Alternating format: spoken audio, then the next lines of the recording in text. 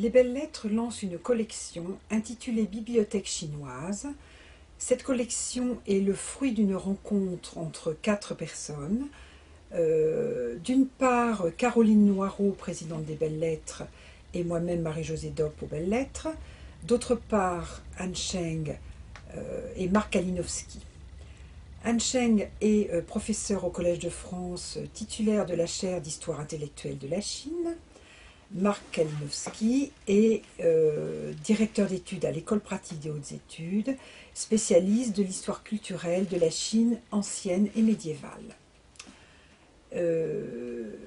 Anne, puisque vous nous faites le plaisir d'être là aujourd'hui, pourriez-vous me dire quel est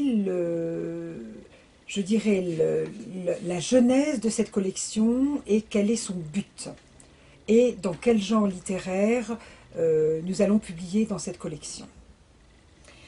Bien, cette collection, comme vous venez de le dire, est le résultat d'une rencontre, comme il s'en produit peu dans une vie humaine, c'est-à-dire en fait la rencontre non seulement entre des personnes qui s'entendent bien entre elles, qui ont des affinités électives, mais aussi un désir commun. Et là, je crois qu'on ne peut pas insister davantage sur le fait que c'est une idée qui est née véritablement d'un rêve et d'un désir. Je crois que nous avons tous entretenu, et moi évidemment en particulier, puisque dès l'époque où j'ai commencé à faire du latin donc, dans mon parcours scolaire, j'ai bien sûr été utilisatrice de la fameuse collection des Budets. Et dès mon adolescence, donc, j'ai rêvé justement d'une collection équivalente pour les textes en chinois. Puisque par la suite, j'en suis évidemment arrivée à m'intéresser aux études chinoises. Et je me suis toujours dit, et j'ai toujours dit à mes étudiants, qu'il ne faut jamais utiliser une traduction sans avoir donc le texte original en vis-à-vis. Donc là, je crois que cette collection, nous en avons eu déjà largement le témoignage auprès de nos collègues au sein de la profession, mais aussi de la part de nos lecteurs potentiels. Je crois que nous faisons œuvre de service public, nous sommes au service de la communauté. Et je crois que nous sommes en train de réaliser donc une très belle idée. La bibliothèque chinoise, comme s'intitule cette collection, cet intitulé, nous avons choisi de le traduire en chinois par Hanwen Fa Yi Shu Ku, c'est-à-dire donc le thésaurus de traduction à partir donc disons du chinois, hein, de la langue chinoise écrite. Alors ça veut dire que nous ouvrons très très largement donc l'esprit de la collection, à la fois donc sur une échelle spatio-temporelle, hein, et pour ce qui est de la thématique et des genres. Dans le temps, nous accueillons donc tous les ouvrages qui sont écrits en chinois classique. Alors ça peut concerner en fait des ouvrages qui remontent à l'Antiquité et qui vont pratiquement jusqu'à l'aube de l'ère moderne, puisque en fait le chinois classique a été utilisé donc par les lettrés chinois pratiquement jusqu'au début du XXe siècle. Dans l'échelle spatiale, en fait, nous ouvrons également cette collection au-delà du domaine chinois à toutes les aires culturelles qui ont été amenées à utiliser donc l'écriture chinoise et le chinois classique comme lingua franca,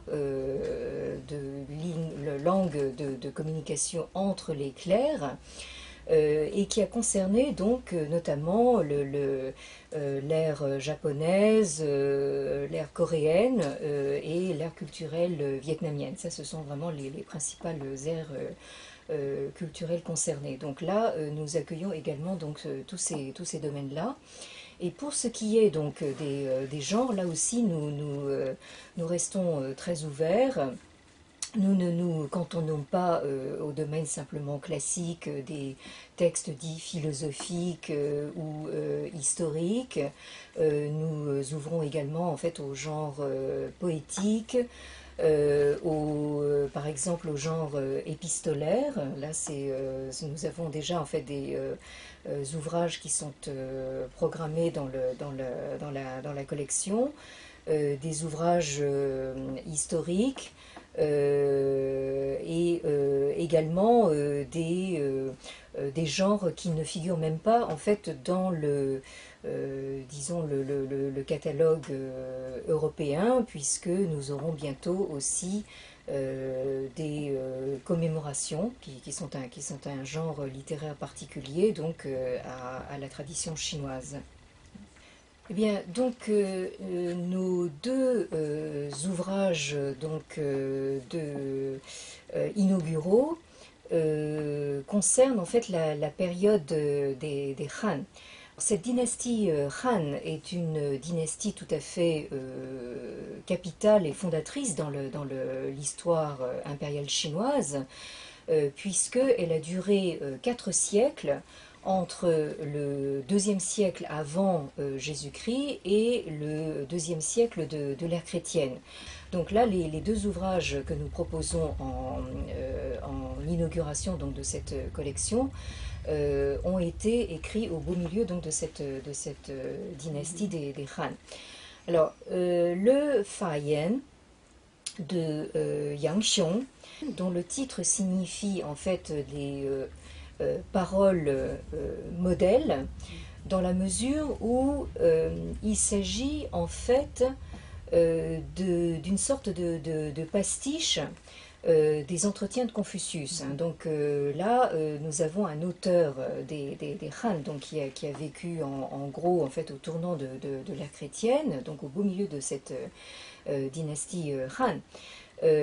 A donc eu assez d'inventivité et de talent littéraire pour proposer donc une sorte de pastiche des entretiens de Confucius, c'est-à-dire de proposer en fait une nouvelle parole de sagesse qui se modèlerait justement sur l'enseignement originel de Confucius, qui lui remonte donc au 6e, 5e siècle avant l'ère chrétienne. Disons que cette collection, justement, dans sa volonté de diversification et d'ouverture, justement, à toutes les périodes, toutes les aires culturelles, tous les genres, essaye effectivement de s'adresser au public le plus large possible.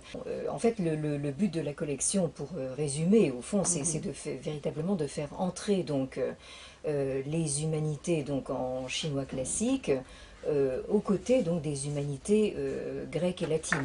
Donc nous visons à la fois donc le public, disons de l'honnête homme qui voudrait savoir un petit peu ce qu'ont pensé et écrit tous ces lettrés, disons en gros entre 500 avant Jésus-Christ jusqu'à l'ère moderne au fond. Et d'autre part, plus spécifiquement, bien sûr, avec le principe du texte original en vis-à-vis, qui est un principe justement absolument fondateur donc des Budés et qui correspond justement à ce grand rêve dont je parlais tout à l'heure. Nous visons bien sûr aussi un public plus spécialisé de collègues, sinologues, d'étudiants, mais aussi de personnes qui sont de plus en plus nombreuses en fait à s'initier au chinois et qui sont capables de repérer dans le texte original quelques mots pour savoir justement comment est-ce que le traducteur a choisi donc de les traduire. Et ça, c'est véritablement tout l'intérêt justement de cette collection.